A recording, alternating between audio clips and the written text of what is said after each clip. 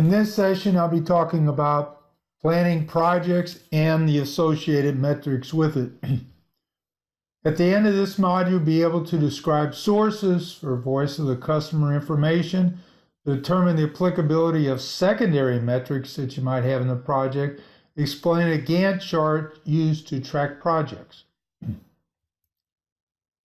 So in the measure phase drill down of the IEEE DMAIC roadmap, we'll see plan projects and metrics. The items that need to be covered within this particular drill down phase is voice of the customer, secondary metrics, and also putting together a project plan. So the voice of the customer, its needs are described on the IEEE section 6.2. We want to define who the customer is. We would like to also look at the customer's wants, needs, and desires, remembering that the customer is not our final customer necessarily, but it could be the next step within the overall process to execute a particular transaction. We then want to make sure the project is addressing meeting the needs of the overall customer. Now, where can you get voice of customer inputs? Well, you can get it from audits, you can get it from management, complaints, data warehousing, service and focus groups. But you can also get it from social media. So those become excellent sources for voice of the customer. Notice I'm saying that this is more than just doing surveys. So surveys a lot of times get biased and people don't say anything until they got a complaint. But if we've got some other systems for collecting the voice of the customer, that could be very beneficial. Now, the next step that I've included in this overall remote map is whether you want to include secondary metrics within your overall project. So one of the things that I think is good to illustrate the applicability of secondary metrics is, let's say you're making printed circuit boards.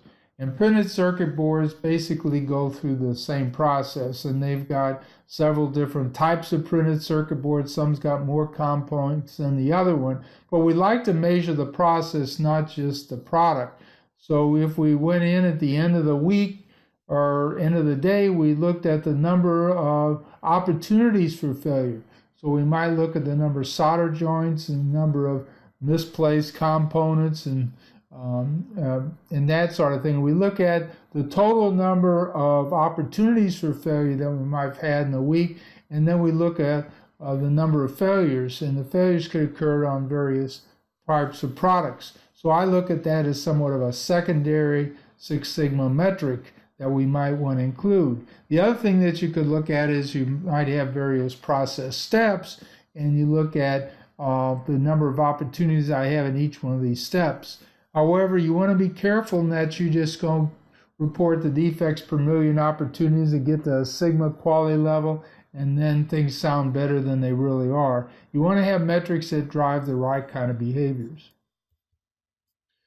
The next thing in this particular portion of this phase drill down is project management.